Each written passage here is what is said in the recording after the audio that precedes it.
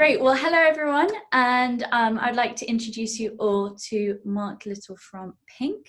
Firstly, congratulations on raising 600,000 on Seeders and Funderbeam to build your platform Pynk. Could you tell us a bit about what is Pynk? Sure. First, before I do that, let me just say a big thank you to new investors on the cap table. Being now 1,100 new investors from Seeders and the Funderbeam crowdfunding campaigns that we ran over the last 2 or 3 months. So for any of you watching, thank you very much from myself, Seth, Rue, and everyone at Team Pynk, and great to have you on board. So let me talk a little bit more about what is Pynk for those who are kind of new to it. So essentially, we're money managers, we're a wealth management platform. But we're built for retail investors, and by retail investors, for those that don't have that kind of terminology, it means everyday people like you and me, Francesca, rather than sophisticated investors.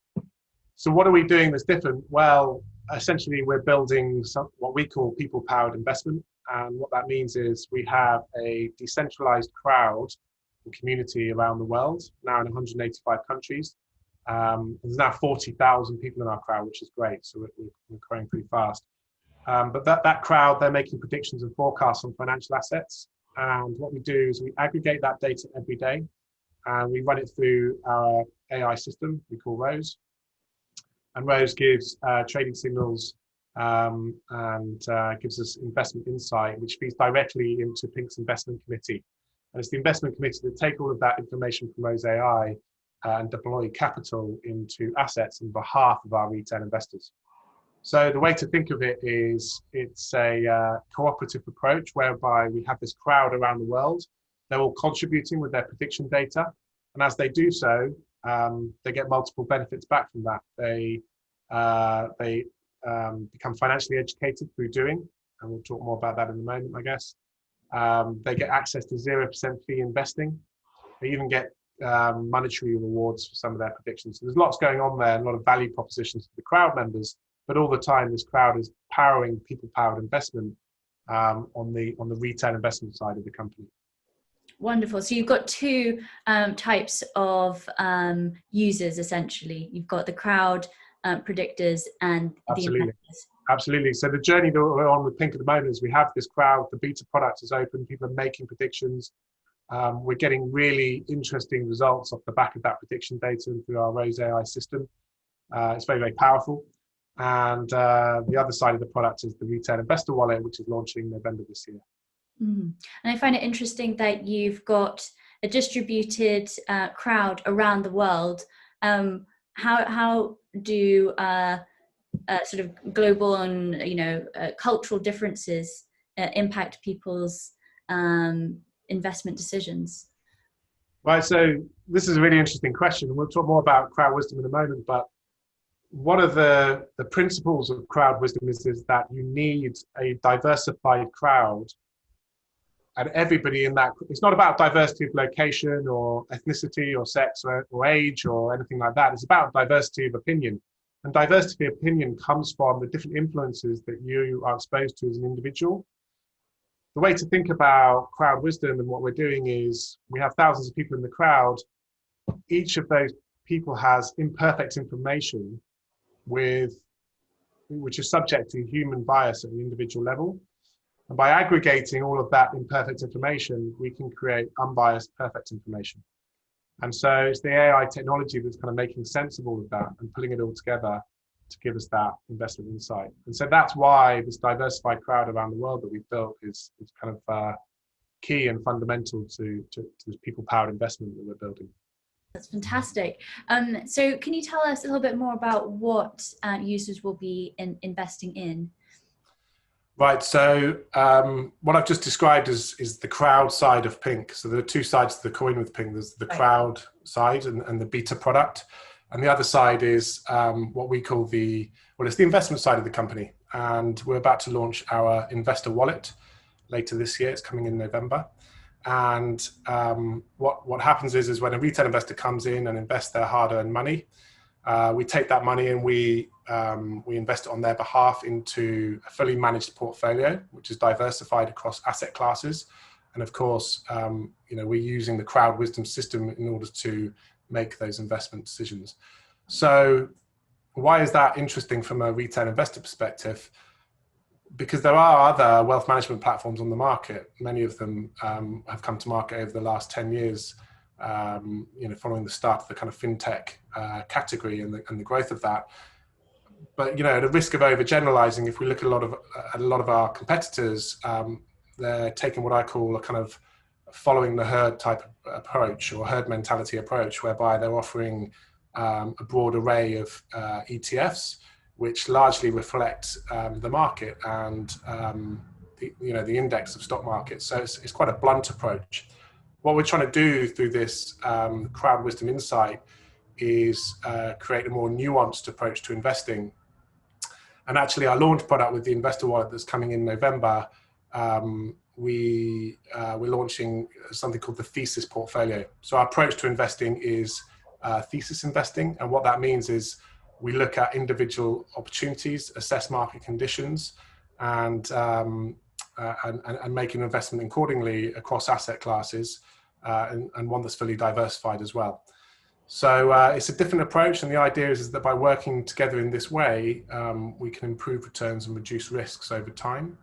And also, ESG investing is a key component of what we're doing. It's our belief that the crowd working together are more likely to deploy capital into projects and investment and security classes that do good in the world rather than do bad.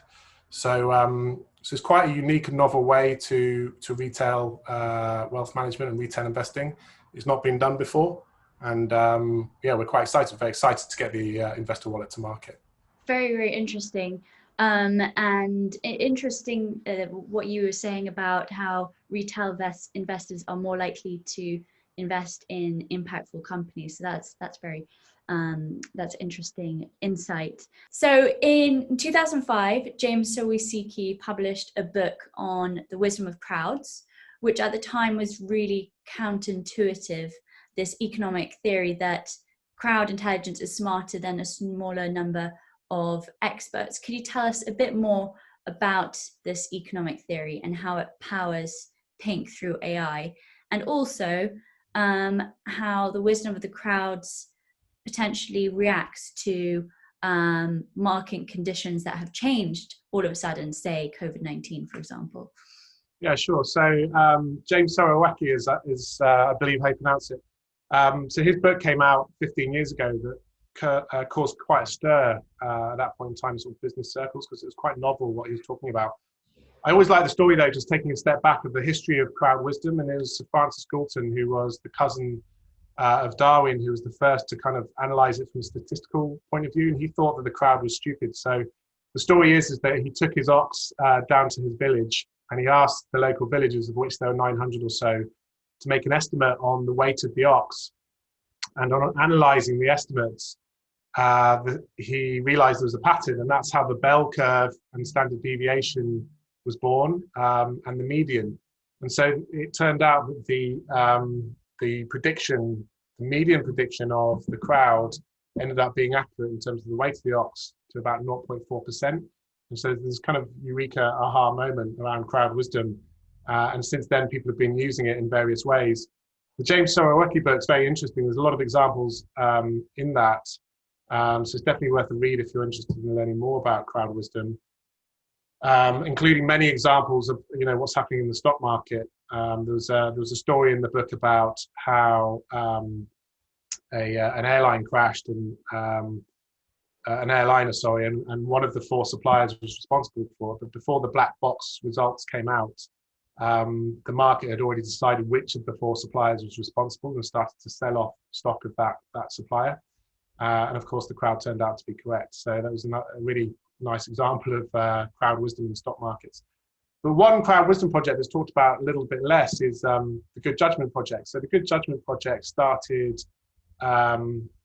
as an academic project, and it was run by a chap called Tetlock.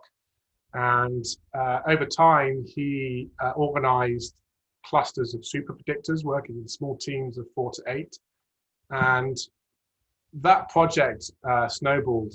And today they're working with government agencies such as the CIA, and it's proven that they're consistently able to predict geopolitical and economic outcomes more accurately than industry experts. And so the Good Judgement project is really quite an interesting one to look at, because in terms of crowd wisdom, it's probably the most successful over the last 20 years or so. When we explain about what we're doing with Pynk, we say we're kind of taking those learnings to the next level. So we have this decentralized crowd around the world of 40,000 price predictors. And we know there are pockets of wisdom in that crowd. The pockets of wisdom are coming from democratization of information as a result of the internet, democratization of financial information, I should say. And what we're doing is we're using technology or AI to find those pockets of wisdom around the world. So we say we're kind of taking those previous crowd wisdom concepts, and we're using technology to evolve it and take it to the next stage, and using it to find the wisdom in the crowd. And just to explain a little bit more about how that works, we do it on a kind of dynamic basis. So what we're looking for, what the AI is doing, is finding clusters of super predictors at any point in time, given any market condition on any given asset. And so it's quite unique in its approach. But the amount of insight it can garner in terms of future price action across asset classes is the real power in what we're doing. And as we talked about at the beginning of this call, we're using that to return the power to the people. It sounds like a bit of a cheesy marketing line, and we do use it as a marketing line, but effectively that's what we're doing. The idea is the more that people contribute, the more they can tap into that technology and use crowd wisdom for their collective benefit. Wonderful. So the second part of the question, Francesca, was about the impacts in COVID market conditions. Is that right? Absolutely. Yeah. So it's been an interesting year, hasn't it? So obviously, COVID came along in March, and then there was this huge impact on financial markets. And as a general comment, what we're seeing over the last 6 months is a lot of volatility in the market, and there's many reasons for that. But one of the main reasons is there's all these bubbles in the stock markets, created by money printing, created by pension funds chasing stocks as they move away from bonds which aren't delivering returns. And so, as a retail investor, it's increasingly hard to make sense of all of the noise that's in the market. And what we're doing is, by working in this collective manner, this collective approach, is we're using technology and AI to make sense of all the noise. In fact, some of the algorithms in our AI system, what they're doing is they're reducing individual bias, human bias at an individual level of individuals making predictions, but also noise at a crowd level. And so this is something that everyday retail investors obviously can't do by themselves. And so, that's one of the key advantages, or what we're trying to do through this technology, is return that kind of advantage to the individual, to everyday people, if that makes sense. It makes sense of all this volatility in the market. Wonderful. So you've got a distributed network of pricing predictors, if I understand correctly. Do they receive feedback on their approach, whether they're accurate or not? And how do you qualify these predictors into your sort of network? Right. So the beta product, there's a number of gamified features and games in the beta product. The first one, which has been around, since the beginning of the beta, is called the price prediction tool. So that very simply is asking for crowd members to make a prediction on an asset of what they think the price will be, either in 24 hours or in 7 days' time, depending on the asset class. Another game is something we call the Fantasy Fund Manager. We ask crowd members to manage a virtual portfolio of cash and allocate it across different asset classes based on their understanding of what's happening in the market. And there are other games as well, and forecast questions and this sort of thing. And all the time, what we're trying to do there is we're trying to gamify it as much as possible. And the reason for that is because, when we started Pynk 2 years ago, we said, okay, well, what are the big problems for retail investors around the world? And it's well documented the lack of financial education is a big one. I mean, as we know, finance and investing isn't taught in schools. It's something that you kind of have to pick up unless you go to university and study finance.